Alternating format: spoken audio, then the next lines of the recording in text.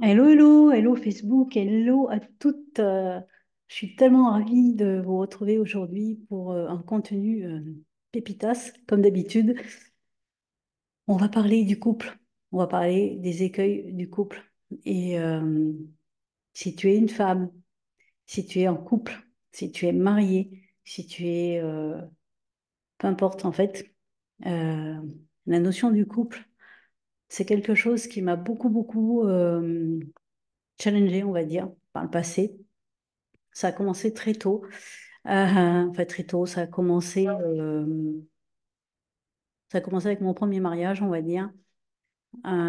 Pourquoi? Parce que à l'époque, on va dire, de l'hyper-information, et aujourd'hui, avec Internet, l'information, elle est là. Celui qui ne sait pas, celle qui ne sait pas, c'est parce qu'elle a envie de pas savoir, en fait, hein. Je vais être, voilà, relativement cash et trash, mais aujourd'hui, avec Internet, tout est accessible.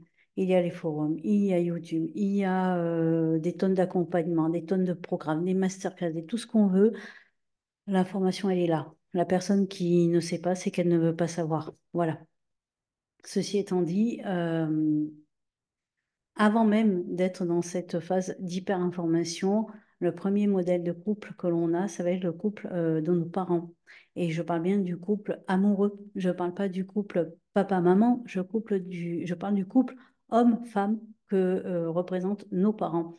Ça va être le premier modèle que l'on va avoir. Et ce modèle va on va dire, driver une grande partie de nos choix futurs sur nos relations. Mais il n'y a pas que ça. Évidemment qu'il y a d'autres choses. Il y a toute notre histoire, on va dire, de nos ascendants.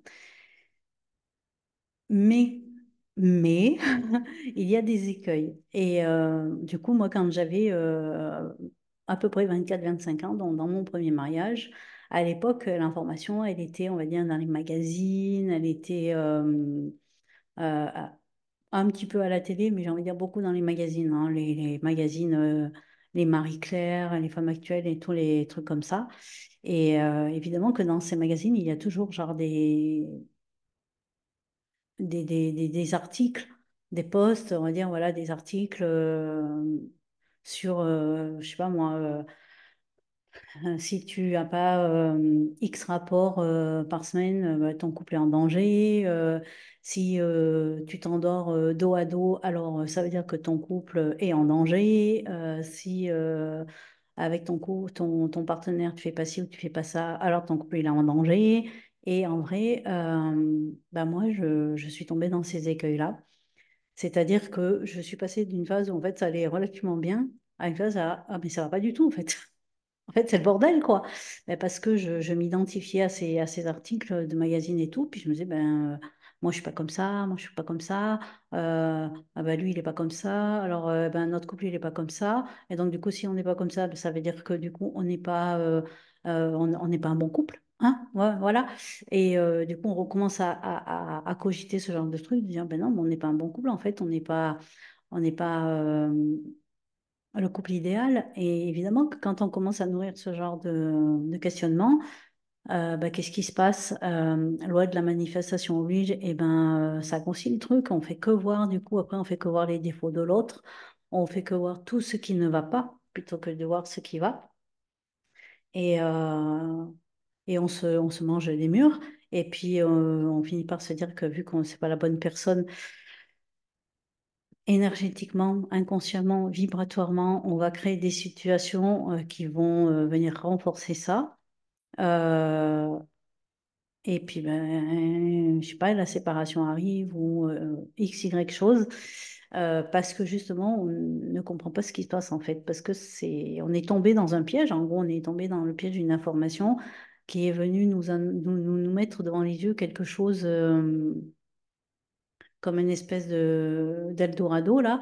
Et, euh, et puis, ben, c'est pas ça. Et puis, un petit peu aussi avec toutes les séries télé, les films et les machins, on est toujours avec des histoires à l'eau de rose où le couple Il est toujours parfait, évidemment. Le couple, il a toujours fait, lui, sa quête initiale et tout ça. Il a toujours fait son parcours du héros ou de l'héroïne.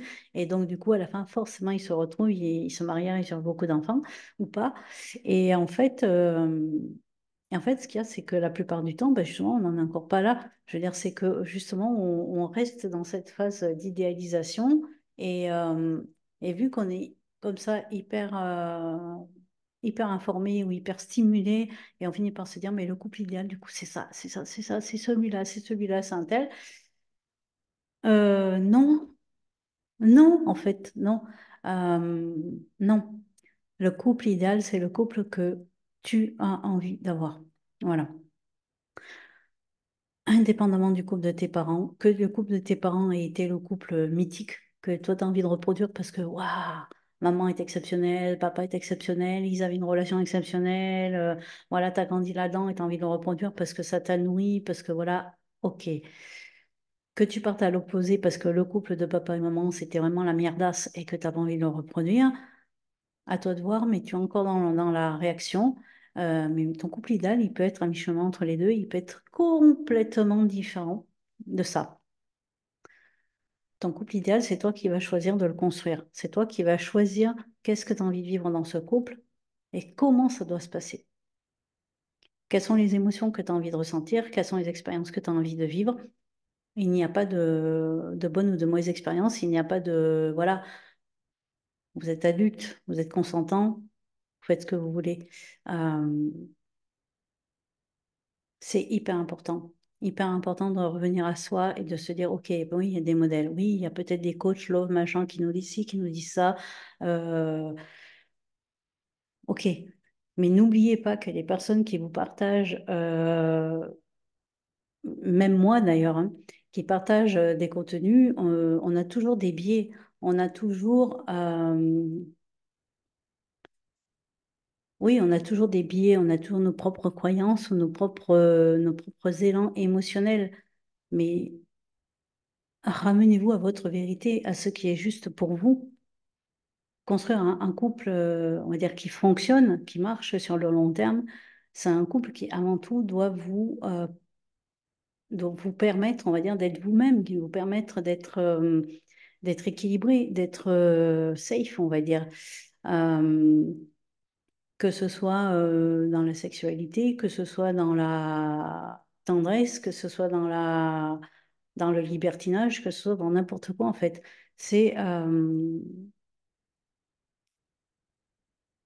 c'est vous, c'est toi qui choisis quel couple tu veux construire, avec qui, comment, et c'est toi qui dictes les règles en fait.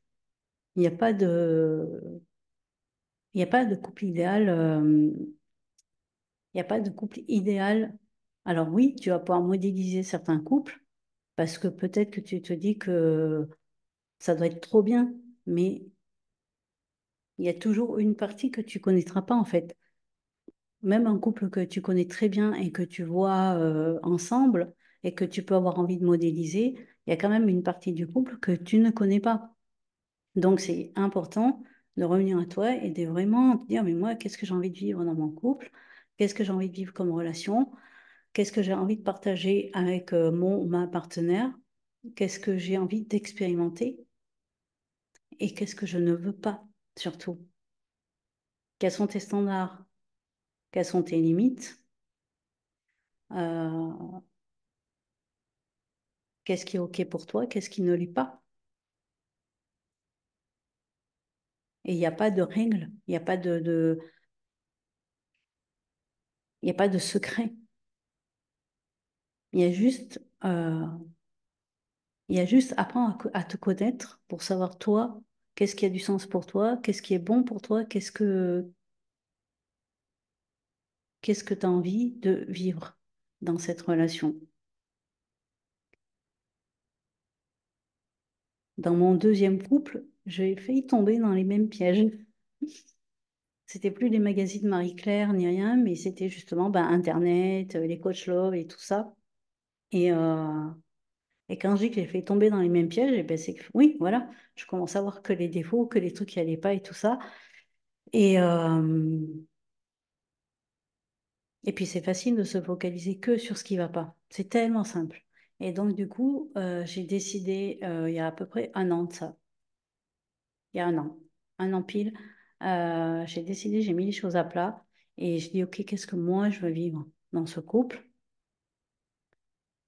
Qu'est-ce que ça me demande moi de mettre en place? Qui ça me demande d'être pour vivre ce couple? Et, euh, et j'ai eu une discussion avec mon mari à ce sujet-là. Et lui, il n'est pas du tout dans les dynamiques de connaissance de soi, de spiritualité, de tout ça, hein. Il a des années-lumière. Mais pour autant, il m'a écouté, enfin, il m'a entendu, on va dire. Et, euh, et depuis un an, eh ben, j'ai mis des choses en place. Voilà, j'ai mis des choses en place pour faire grandir notre relation, indépendamment du fait qu'on a des activités complètement séparées et complètement euh, je dirais pas opposées, mais différentes. Euh, j'ai réuni, on va dire, j'ai mis en avant, on va dire, qu'est-ce qui nous réunissait, c'était quoi notre terreau commun. Et j'ai décidé de nourrir ça, mais de le nourrir vraiment fois mille. Voilà, vraiment de faire grandir cet espace de relation euh, fois mille en mettant en place des activités, en mettant en place des actions, en mettant en place des choses. Ça me demande d'être intentionnel à chaque fois. Chaque jour, enfin à chaque fois. À chaque fois que je sens un petit doute revenir, un truc, on va dire, de mon ancienne identité qui commence à dire, ah, machin, regarde, t'as vu et tout, hop, hop, hop, je reviens dans mon chemin de me dire, qu'est-ce que je veux vivre. Et, euh, et je réoriente et je repeaufine. Et oui, des fois, ça challenge, voilà. Mais je suis toujours dans cette observation et de me dire, qu'est-ce que je veux vivre dans cette relation, dans ce couple. Et là, j'ai fait mon vision board pour les 6 prochains mois. J'ai fait mon vision board, bien sûr, professionnel, pour savoir où est-ce que je veux emmener, où est-ce que je veux emmener mes activités professionnelles, où est-ce que je veux m'emmener, où est-ce que je veux emmener mes clientes, c'est-à-dire vers la libération du passé, vers la guérison de la lignée, évidemment, amener de la clarté comme ça dans son chaos émotionnel et mental. Voilà, ça c'est pour mes activités professionnelles. Euh, mais j'ai aussi fait mon vision board personnel, c'est-à-dire où est-ce que je veux aller dans mon couple, où est-ce que je veux aller avec ma famille, où est-ce que je veux aller d'un point de vue personnel. C'est, ça me demande une organisation, une intention. Voilà.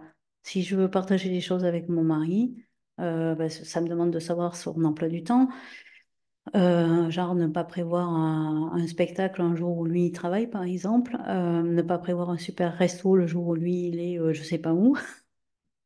Voilà. Euh, Si je veux mettre en place des choses avec ma famille, c'est pareil. Ça me demande aussi que ben, elles soient toutes plus ou moins disponibles. Donc, ça me demande une organisation. Voilà. Moi, j'ai un mental qui a besoin de planification, qui a besoin d'être organisé, qui a besoin de savoir où il va. Euh, donc, donc, voilà. Moi, j'ai appris à nourrir, on va dire, cette partie, la relation qu'il y avait entre mon mari et moi, pour la faire grandir et pour que ce- petit à petit, on va dire, au fil du temps, on va dire, cette relation devient un socle, mais tellement puissant que oui, peut-être que du point de vue de l'extérieur, il y a des personnes qui pourraient dire, ils n'ont rien en commun, ces deux-là. Mais c'est qu'en fait, les gens, ils ne voient pas en dessous. Ils ne voient pas les valeurs qu'on partage. Ils ne voient pas ce que l'on a en commun, justement. Parce que peut-être ça peut sembler anodin, mais le fait de le nourrir en conscience et régulièrement, ça permet que notre couple, justement, il est solide. Euh, mais ça m'a demandé, il y a un an, ça m'a demandé de faire ce choix. Ça m'a demandé de me poser, de me dire, OK, qu'est-ce que tu veux? Qu'est-ce que tu veux vivre? Et d'y aller. Et d'y aller des fois avec un peu le traco parce que voilà la peur peut-être d'être rejeté, la peur que ils comprennent pas, la peur qu'ils me disent mais n'importe quoi parce que comme je le dis, il est pas du tout lui il est pas du tout dans ces dynamiques de psychologie et de tout ça.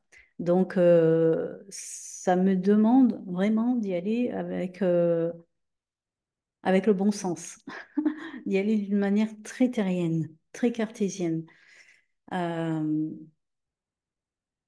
pour entrer en relation. Après, moi, ce que je fais moi intérieurement au niveau énergétique, au niveau vibratoire et au niveau d'aller guérir mes lignées avec la méditation, avec d'autres outils, euh, évidemment que ça joue aussi sur ma réalité, puisque dès l'instant où moi je fais un changement profond d'identité, les autres me suivent. C'est inévitable, en fait, les autres, c'est une nouvelle ligne quantique, mais où les autres sont à la fois semblables et en même temps totalement différents, en fait. Euh, voilà, et évidemment que ça, c'est des choses que j'aborde beaucoup plus profondément dans l'Académie des Audacieuses. C'est un programme en ligne que vous pouvez suivre en autonomie. Il y a plusieurs options. Il y a l'option donc en autonomie, il y a l'option VIP avec du mentorat. Euh, et quand vous venez du coup dans le membership, vous avez aussi accès au forum Déploie tes ailes. Et du coup, vous allez retrouver la masterclass Sex and Serenity, qui est justement fortement, on va dire, axée sur justement ça, la sexualité, la sensualité et tout ça. Donc, je vous invite vraiment à venir vous inscrire sur le membership. Je mettrai le lien autour de la vidéo quelque part. Et, et évidemment que dans le programme des audacieuses, dans l'Académie des audacieuses, on va un petit peu profondément, on va dire, dans tout ça, parce que c'est des sujets un peu complexes de comprendre. On va dire, voilà, notre passé, le projet sens, ce que les parents ont projeté sur nous, le clan a projeté sur nous, comment on a obéi à tout ça. Comment on peut s'en libérer et comment du coup on peut implémenter une nouvelle réalité, un nouveau couple, une nouvelle dynamique dans notre vision du couple, dans notre vision de la sensualité, de la sexualité, de la féminité. Euh, et voilà tout ça. Euh, donc c'était pour vous rappeler que votre couple idéal, c'est vous qui choisissez le modèle et c'est vous qui décidez de comment vous allez le vivre en fait. Vous n'arriverez pas à trouver dans des livres ou dans des contenus ou dans je sais pas quoi le truc qui résonne pour vous. Vraiment. Apprenez à vous connaître vraiment pour savoir vraiment ce qui est important pour vous et à partir de là, vous pourrez créer votre relation, votre couple qui sera idéal pour vous, qui ne sera pas forcément idéal pour votre voisin, pour votre soeur, pour votre mère ou pour je sais pas qui. C'est vous qui choisissez. C'est c'est votre film, donc c'est vous qui écrivez le scénario et c'est vous qui jouez le rôle principal. Voilà. Donc pour celles qui sont intéressées pour entrer dans l'Académie des Audacieuses, je vous mets le lien quelque part là. Et puis n'hésitez pas, puis on se retrouve de l'autre côté avec beaucoup de joie.